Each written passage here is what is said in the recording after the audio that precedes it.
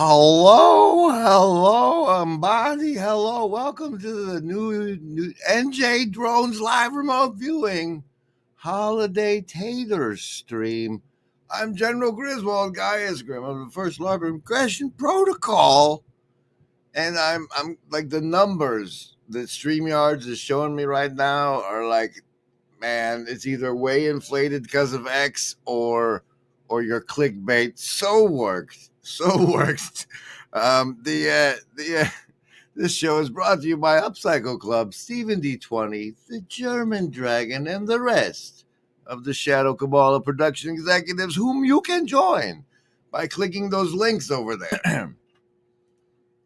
Special thanks to the Shadow Cabal. So say we all. I listened to him. I think he is telling us the truth. That is indeed what he wants. Those of you who are sort of sniffing for duplicity or grift or dishonesty, I don't smell any of that here. I think he's telling us. I see this guy. I see both of these guys, but I see this guy as being very, very genuine and honest. He is telling us exactly what he thinks.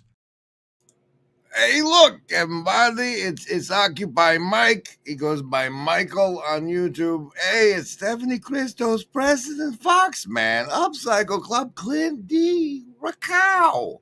Member for 13 months. Look at the fancy green. And Adam Dillon Major. All of these people. Hey, there's Cassandra and Cosmic Muffet too, man. Don't forget Steven said something. Kale said it's too late. I'm going to bed. I got to teach kids that book you haven't read yet. And as we have achieved that goal, I am starting the readings of this thing. Manana. I thought you guys could use a regular stream. Hey, McMo and Garth Natwick. Good to see you. It's a very exciting time. I've been asked for my opinion on these drones, and so I thought, hey, why don't we do a live remote viewing? Because, hey, that's a thing, right? Slime! What? It's a river of slime!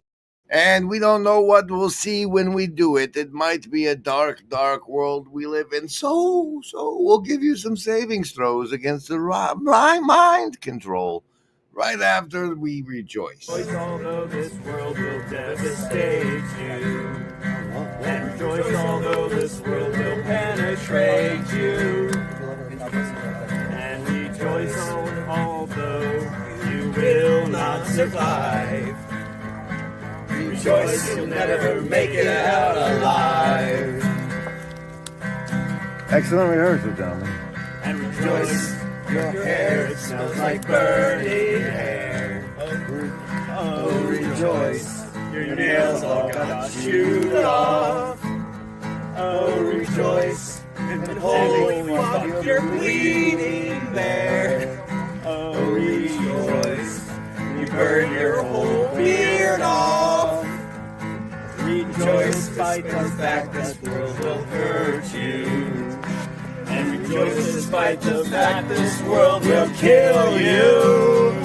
And rejoice despite the fact this world will tear you to shreds. Rejoice because you're trying your best. Hey, I love that one. That's gorgeous. Thank you, brother. Wait, who's that brother? Andrew Jack.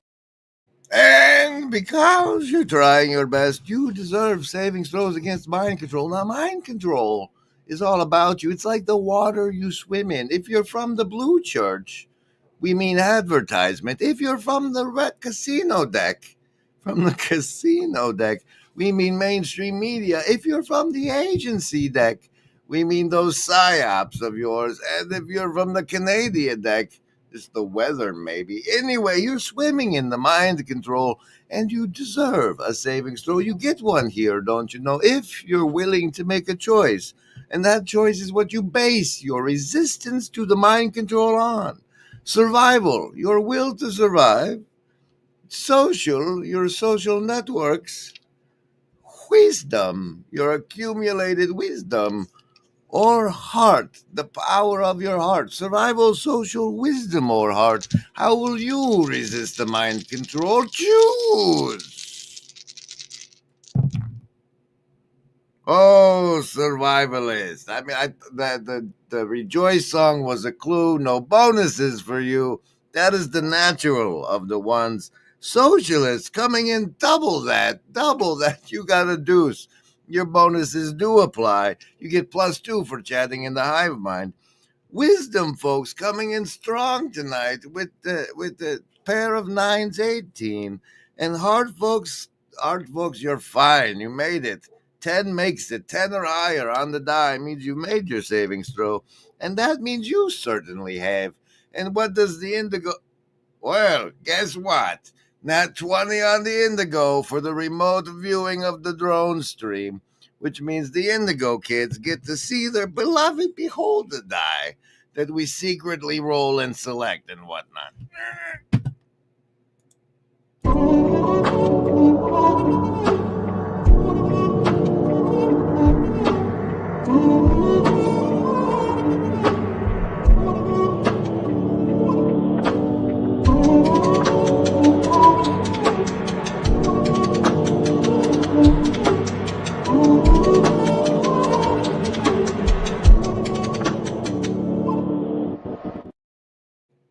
I hope some of y'all will take a minute to appreciate we are actively participating in apocryphal memetics. Now, apocryphal. Sir, I don't call your memetics apocryphal. LARP! We have the ability to LARP and LARP hard.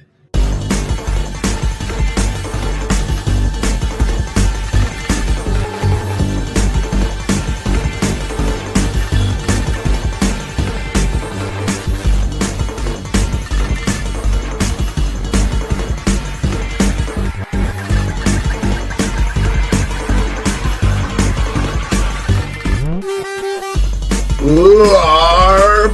We have the ability to LARP and LARP hard.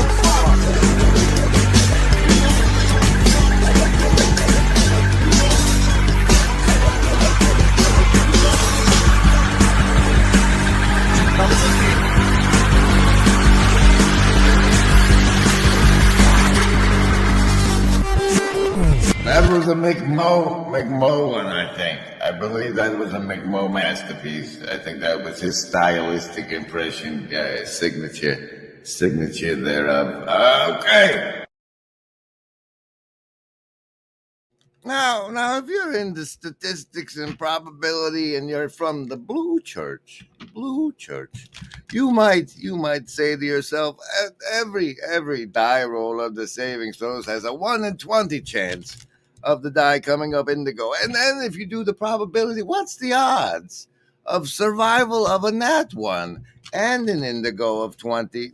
That's a little weirder, but somehow, because this stream is called the NJ Drones live remote viewing, it's like, of course, Indigo got a nat 20, right? Of course it did. And the Blue Church card of the show is the King. Stu and third King. Great.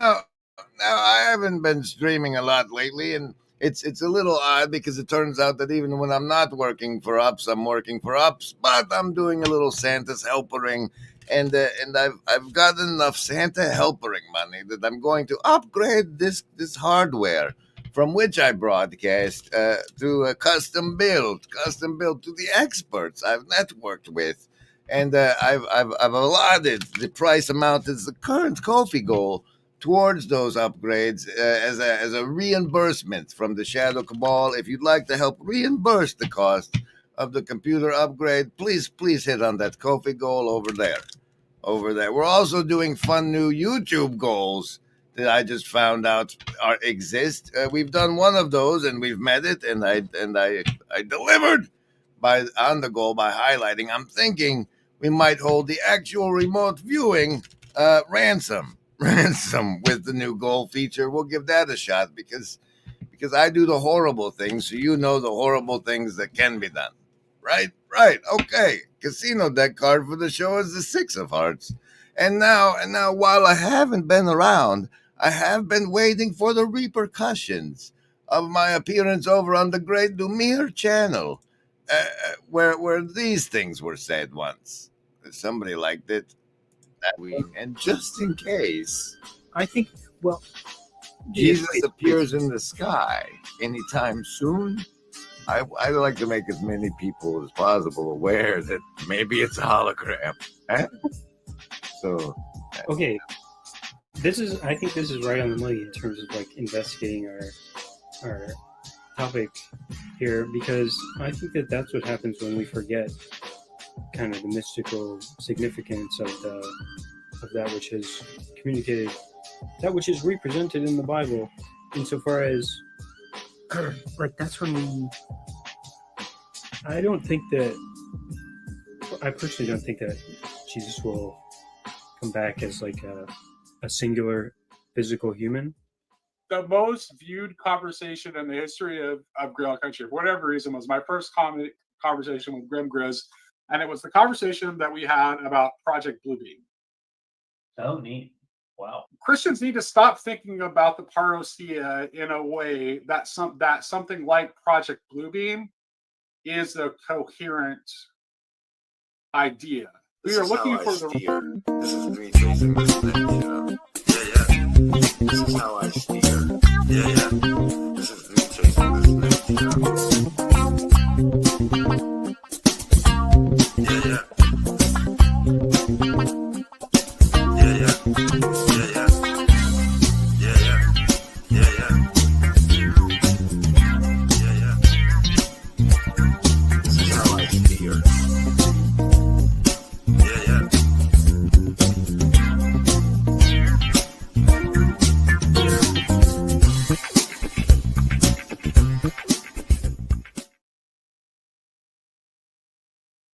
And then there. Okay, we're back to this part. That was me over on the Dumir channel, where you'll find other such things. He's got a great eye, this kid. Six of spades for the agency deck. Check out this short clip he made the other day. Doesn't want us to suffer is just not true. The idea that God doesn't want us to suffer is just not true. You know, God wants us to be better. God wants us to be the best version of ourselves. He wants us to be shining images of his glory and his love, and whatever it takes, man. And so suffering is it's like you said, it's sometimes a way to see our attachments and to see our passions and to see the things that are our actual gods.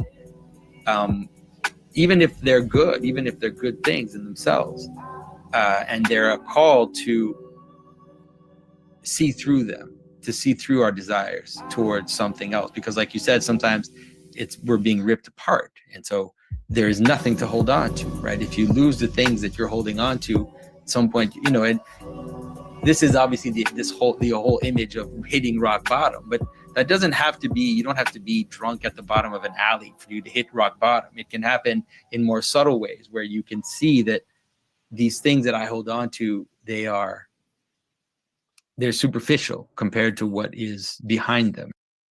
Now, you might think he just has a crush on Mr. Brands, but I think that was more of a eurythmy piece. Personally, that's my hunch.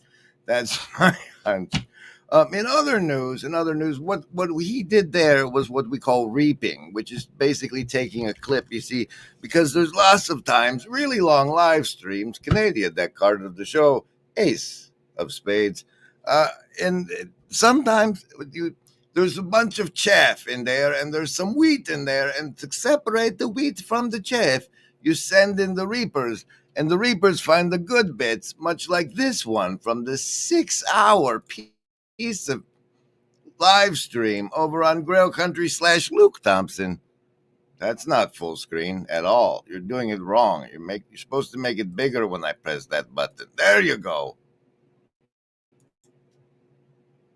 So then once purpose is established, you might argue that enters you into a pagan world, right, of these competing principalities, right? And you can determine what you're dealing with depending on the fruits that are outcome. The fruits reveal the meaning, and the meaning can be abstracted to a principle, hence a principality, Elohim, what have you. And so then you start stacking them and you go, okay, well, which ones are better than the others? And this is where you get into the Romans trying to figure out which god is best, and putting something like Apollo at the top as a orienting principle that unites the Roman Empire, right? But the Christian assertion is that, or the ancient Semitic assertion here is that there is a Lord of Lords, contains the entire cosmos, a light in the darkness, right? That is the highest operating principle, right? And that's the highest purpose. Not all purposes are equal. Purpose is good. It's better than purposelessness.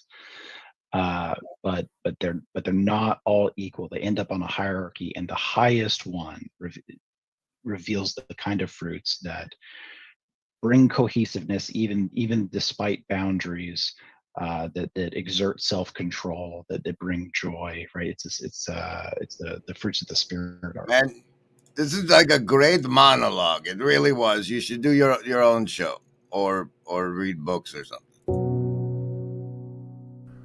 This means that the individual psyche is far from being safely synthesized. On the contrary, it threatens to fragment only too easily under the onslaught of unchecked emotions. While this situation is familiar to us from the studies of anthropologists, it is not so irrelevant to our own advanced civilization as it might seem. We too can become dissociated and lose our identity. We can be possessed and altered by moods, or become unreasonable and unable to recall important facts about ourselves or others, so that people ask, "What the devil has gotten into you?" We talk about being able to control ourselves, but self-control is a rare and remarkable virtue.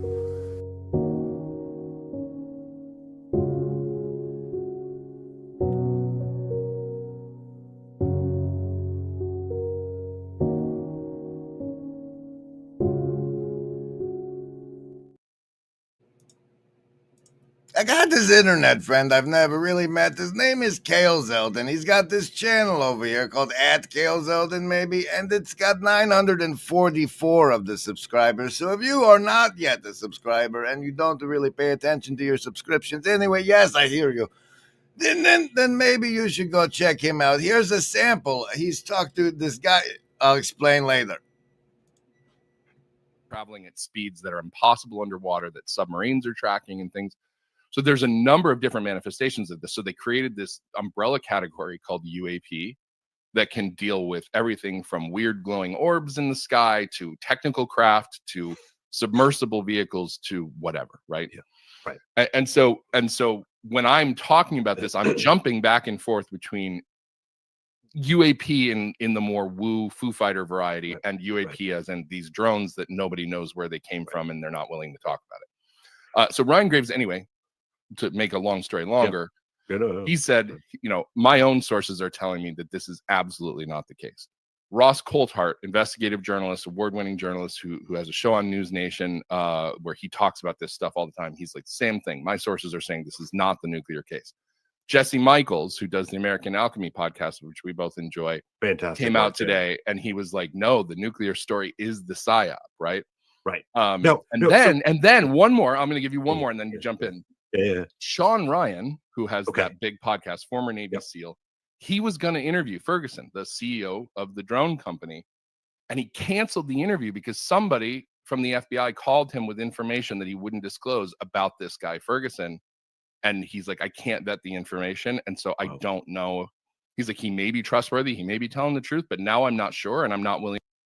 So that's Kale Zeldin in the underneath, and the kind of stuff he has on there. That's the research. Some of the early research I was doing today. That guy, apparently he had this tweet over here, which went the viral. You may have seen it. Look at that, 1.3K bookmarks and 4,000. Where's the views? It was a lot of views I saw. Anyway, It's a nice long thread about all this drone stuff. I didn't read it all.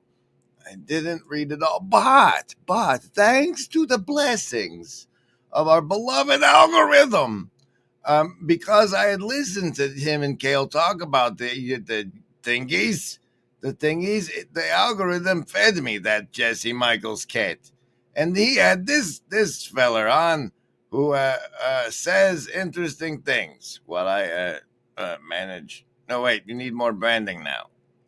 Oh.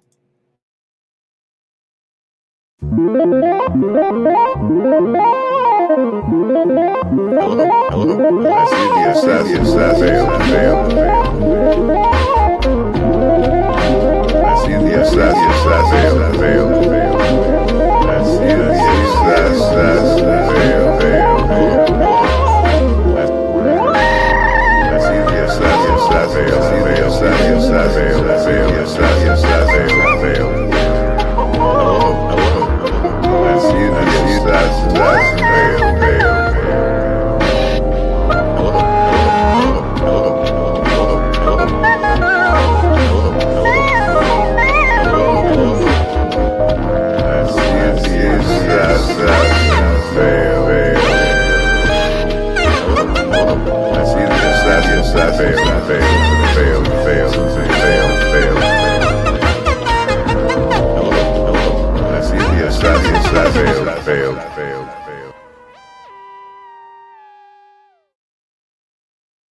Yes, that was the peacock one. Yes, this guy, Clint, or the last guy.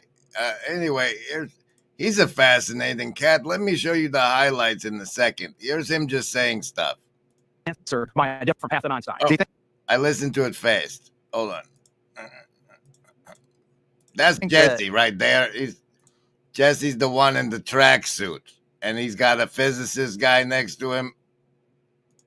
The principles of least action, or Fermat's principle, where light seems to almost follow an optimal path between 2 points. That points to some sort of information theoretic underpinning to physics, where the whole thing is sort of optimized in this kind of computational way. So I think through we now understand that all this matter and energy around us. Yeah, all the matter and energy. Of note, Jesse over here does the solid thing of putting in stuff like this. And saucers, and they had other things. But anyway, I always thought it was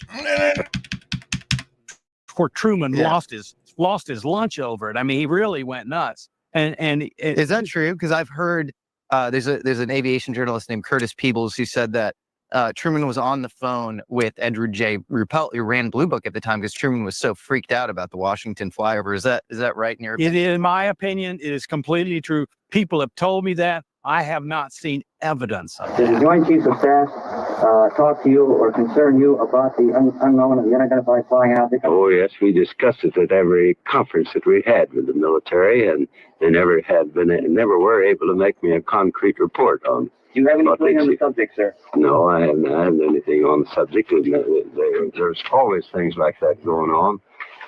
Flying saucers, and they've had other things. But anyway, I always thought it was probably pretty good because Peebles was a UFO skeptic, but he still thought that Truman freaked out about the UFO flyover. He did. And I believe that Oppenheimer and other people in the Manhattan Project were the original secret keepers and the natural people to call to look into one if one crashed. Well, if you believe David Grush, then they literally set up the secrecy. I mean, I do too. He's on record with me saying, we were like, if you could meet anybody in history, who would you meet? And he goes, I would probably ask Sarbacher, Oppenheimer, and be like, what was your thought process in the 40s and 50s, squirreling this away? I mean, besides overlaying the Manhattan Project secrecy. Because Oppenheimer was the one who created. So the important part I'm trying to make here is this is what we're now calling proper video footnotes, as demonstrated both by this Jesse Michaels guy and our good friend Dumir in this great appearance of Grim Grizz over on the Dumir channel. Here is the link for that. I don't want to know how things are to be. I want to exert action as long as I live, so that the sort of things which should, in my opinion, be, have more chances of being. If they're all set, it doesn't interest me anymore to see the year 2000, it interests me to see the year 1000. The merit of the future is that it is not set. The merit of the future is that it is not set. The merit of the future is that it is not set. If they're all set, the merit of the future is that it is not set. The merit of the future is that it is the area in which we can exert our will, exert our efforts, and try to validate our values. That is the merit of the future.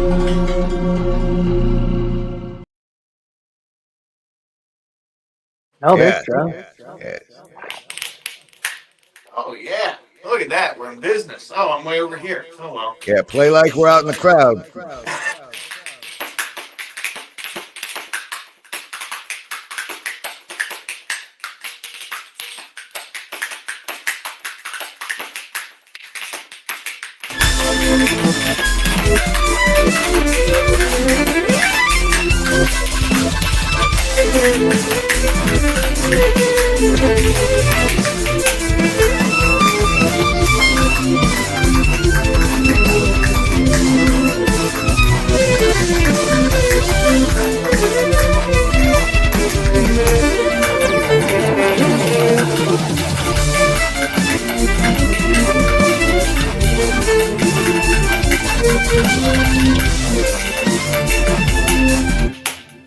Something like that.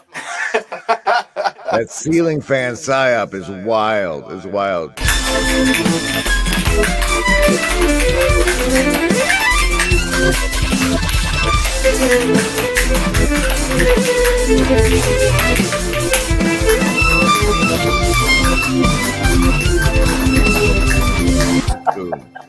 Why spoons is the question. The fourth wall is a lie.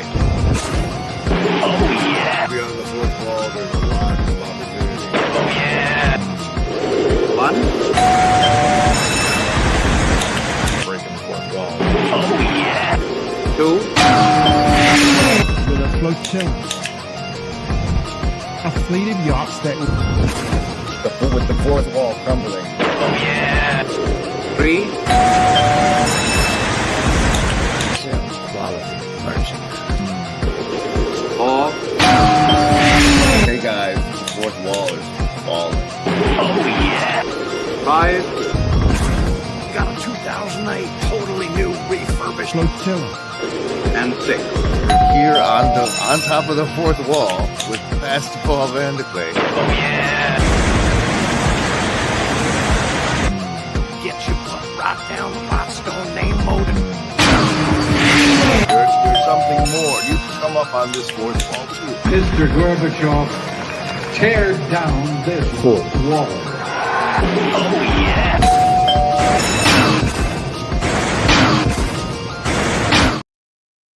I'm not going to run the Gorbachev with two pens, but I wanted to. Where are we at? See here on the Grim Grit stream, you'll never get clickbait. We are going to do the New York Jones live remote viewing, but I also have to deliver on the holiday taters. The holiday taters, and the holiday taters are these fellas over here. Look, they've surrounded Lobster Monkey Danny, Lobster Monkey Goose, Beholder, and Lobster Monkey Rascal. There's a boss tater involved. That's right, the Monster Party Monster Fight is going to be making a return for Larpgate Year 5, this one, Winter Solstice.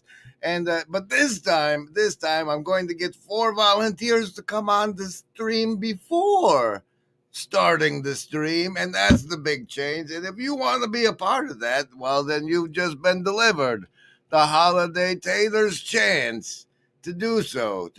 Special thanks to the Shadow Cabal that make even those things possible. It's a whisper in your ear, now listen here. Remember, Embody, It's all so clear. No hidden strings, no puppeteer. We're by your side, have no fear. I cherish truth. I cherish truth.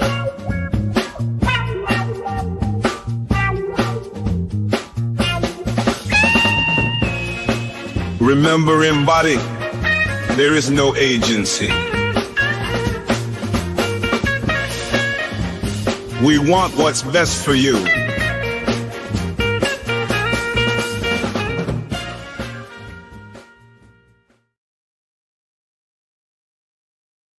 Branding was playing. I should have been queuing up this next segment, and I wasn't. So I'm going to mumble along while I look for it now. And that's going to be fun for nobody. But maybe it's a good time for you to realize that the show has come back from all that branding. And there it is. It's got to be in here somewhere. What we're looking for is this bit. The list? Yes, any of the first level ones. I'm gonna get a soda. Anyone want one? Hey, Graham, I'm not in the room, right? What room? I want to cast Magic Missile. The room where he's casting all these spells from. He hasn't cast anything yet. I am, though, if you'd listen. I'm casting Magic Missile. Why are you casting Magic Missile? There's nothing to attack here.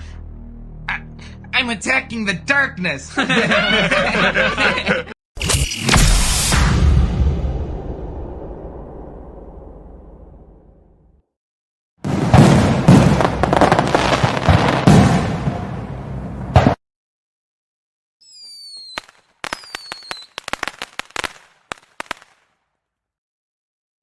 What's the timing on that with the delay?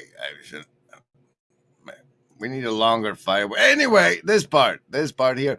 You might think this is a cool cat, an interesting guy. If you quit the stream, the quit listening too soon and miss this part. Of me moving this field meter across her head and watching that implant pulse RF transmissions. Human bodies don't pulse RF transmission. That's terrifying. And it was coming right out of her forehead. Oh I my have God. a video which I will show you and share with you. Left. Right. Oh. Right there. We found it. That is crazy. Guest starring his wife's forehead and the implant apparently in it.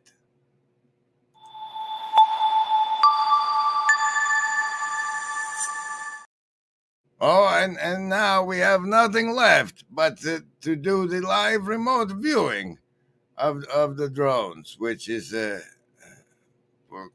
well, we got to prepare ourselves for that now, don't we?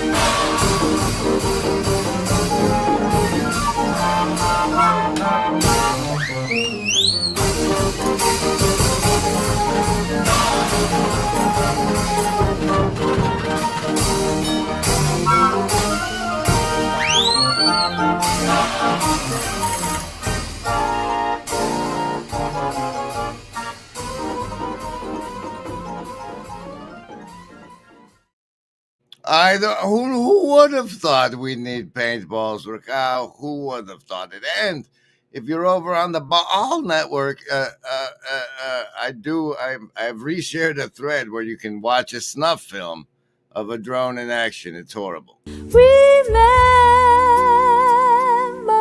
embody.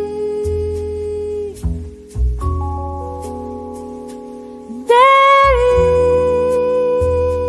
is no agency.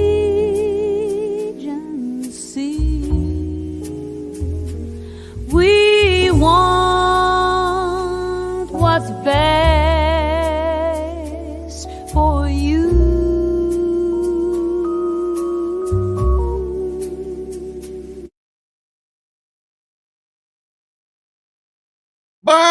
those aren't the drones we're going to be remote viewing. Of note, there's a nice part toward the end where he talks about Tiny Tim the Time Traveler that's worth hearing. Go over to Jesse Michaels and give him a thing. Let him know that we're following him and we're watching everything he does. Oh, all right, here we go. Let's do some remote viewing. I should disclose to you by the sacred order of foolish transparency, I have never, ever attempted a remote viewing before, but that doesn't stop me, you see, because we have the power of the Nat 20 on the indigo die and your combined attention.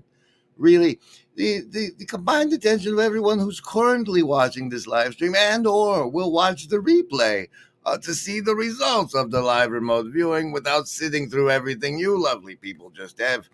And so with that power of the human attention, the observer effects, and the multiplicity of possibilities that are laid out before us, the fact that I've never done anything like this before does not influence the results unless you put faith in the notion that me never having done it before will influence it. Because you see, as pieces of the co-creator, as pieces of the creator, you are co-creators, and if you put your faith into things, they can move like mountains, verily.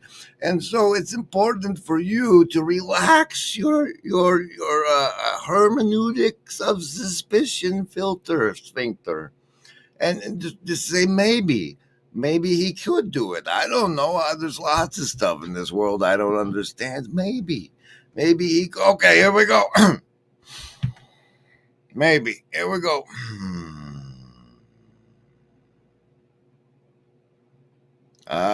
You'd think I'd be able to see first the weather, but it looks, pretty. There's clouds, but not overcast. There's clouds. What? They're flashing. He's flashing his little thingy there. There's people looking at it. They're touching each other. They're telling each other. The genetic scans. That's messed up. That's a genetic census. You're disgusting. And okay, so there it was, the live remote viewing as promised and delivered upon in the title. Oh, whoa, cosmic. I guess that's why it did so well. So what did you see? If you remote viewed alongside with us, let us know in the replay comments for a +5 on the next stream. It may be a while. Those saving throws will have to tide you over. The next project is to deliver on this part. And that'll probably, I'll probably have to force myself to do all of that before I let myself live stream again. That's the way that sort of thing works. I will say what my gut impression of what you're seeing in the skies is government tech meant to muddy the waters of the orb activity around the government installations. You see, whenever people see the orbs, they'll be attributed to these government drones, which will later be revealed to be government drones, and you won't be paying attention to what the actual orbs are doing because of the muddied water of suspicion. Egregor's mating behind the curtain. On the next. Like Hobo's Lullaby. Go to sleep, you weary hobo. Let the town go drifting by. Listen to the steel rails a-hummin'. That's a hobo's lullaby. And I believe that even though you're watching the replay of this, the donations to the Ko-fi will increase the accuracy of the remote viewing I just shared with you. Pretty sure that's how it works.